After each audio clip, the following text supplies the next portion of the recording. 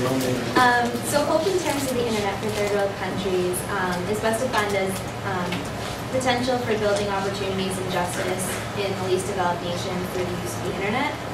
And we also talk a lot about justice.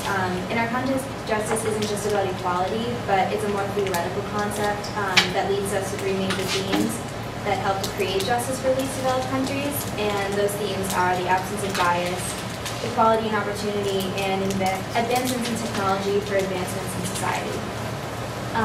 These theories in action are what use the internet to lead to the advancements of developing countries. So our thesis for our project and our paper is basically that the internet is a tool through which people can facilitate the integration of developing countries into the global marketplace. So what is a third world country? The more politically correct term for these nations are least developed countries or simply just developing countries. The United Nations gives probably the best description of them. So the least developed countries represent the poorest and weakest segment of the international community. Extreme poverty, the structural weaknesses of their economies, and the lack of capabilities related to growth, often compounded into structural handicaps, hamper efforts of these countries to improve the quality of life of their people. Basically, they're just the most susceptible to the global economy collapse. They're often susceptible to natural disasters, and often they have large quantities of people dying from communicable diseases. Mostly they're in Africa, Asia.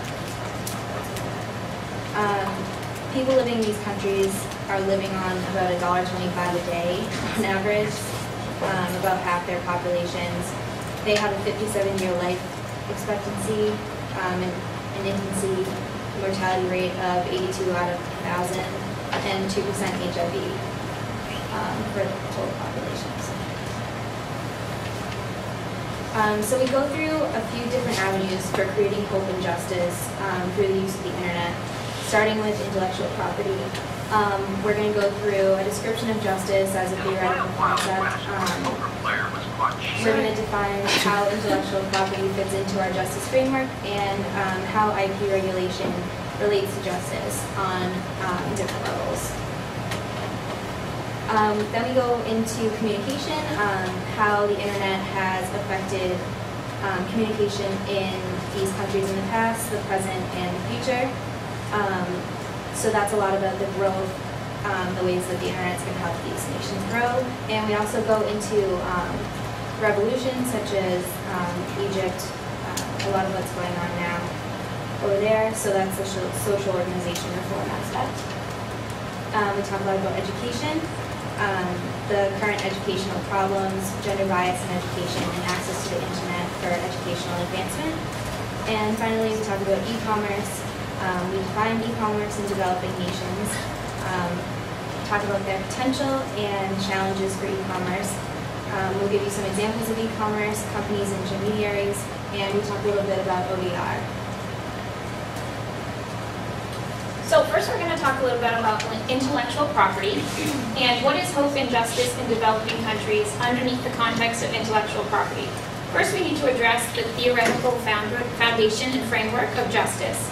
So what we did is we looked through some substantial and some very, very deep and critical explanations and definitions and theorists who grapple with this idea of justice. So we looked at Plato, Rawls, Hobbes, Locke, Rousseau, and Mill to get an idea of what common themes went through. And so the common themes that we already talked about were the absence of bias, fairness of opportunity and equalness of opportunity, and then the potential for allowing growth in these countries through the internet. Particularly to intellectual property, we first have to describe what physical property is. So physical property is a system of legal rights put into force to control something as defined by the legal system of a society. Mills describes this goes a bit further to describe this in his book on liberty, saying that it's a government's obligation to protect personal liberty, his personal property, or things which belong to him by law. So that's physical property. However, intellectual property are creations of the mind. And this means that they are not always exclusive nor tangible. A funny quote from the hacktivism group that they just said, the woman who was part of the anonymous, or rather the toys, the e-toys, said, you can be somewhere and everywhere at the same time online. So it's hard to regulate these kinds of property that are not exclusive nor tangible.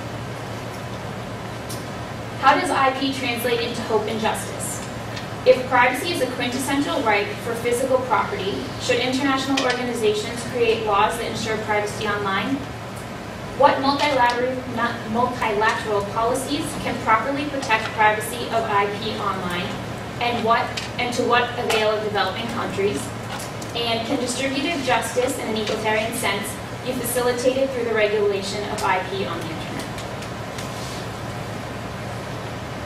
Internationally, we looked at multilateral organizations to see how they implemented this conception of justice in their rulings and in their regulation. So particularly, we looked at the WTO, the World Trade Organization's TRIPS, which is agreement on trade-related aspects of intellectual property, which was passed in 1994 during the Uruguay rounds of negotiation. And what it did, this TRIPS, this agreement, set up a minimum standard for holding governments who are members of the World Trade Organization accountable for enforcing intellectual property rights.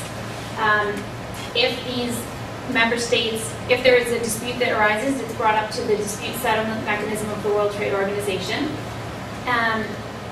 There's been a lot of critique of TRIPS, particularly on its impact in developing countries, because it regulates and sort of stops privacy. There's some critique saying that it's not necessarily the most beneficial for developing countries because it makes it more difficult for these countries to access the internet, access copyrights, trademarks, patents. However, for long-term sustainable growth, it seems to be that it is more beneficial to set these standards that countries can build upon for the coming years. We can skip this. This is another example for international regulation of intellectual property and using this as a tool for facilitating development is Peacestones, which we've all heard about. It's a wonderful organization, and the mission statement for this organization is that it is to help find a solution to poverty by supporting talented and hardworking artists living in remote and developing communities through the use of digital, media, and e-commerce. By uniting legal, technical, and business expertise to help musicians in frontier countries obtain economic and legal equality. Again, talking about the whole equality idea of justice that we were bringing in with a theoretical framework. So how does this translate into hope and justice in the individual and national level? Basically, in short, it provides a space for innovation for individuals to be patented and distributed all abroad, raising the standard of living for all these countries that are trying to develop. And we're just going to show you a little clip right now of this past year's winner from Haiti for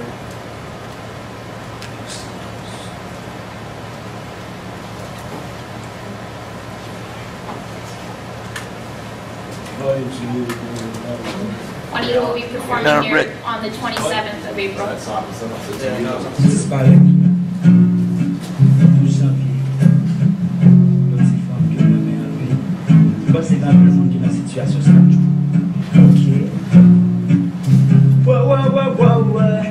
Mekri problem sa non papye, pi mette nan yon enveloppe.